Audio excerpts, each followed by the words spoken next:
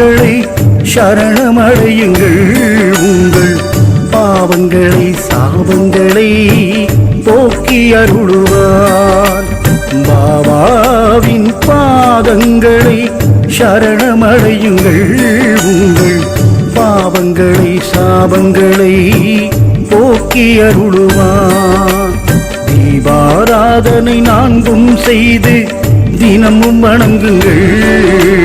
தீபாராதனை நான்கும் செய்து தினமும் வணங்குங்கள். உங்கள் தீமைகளை சோகங்களை நீக்கி அருளுவார்.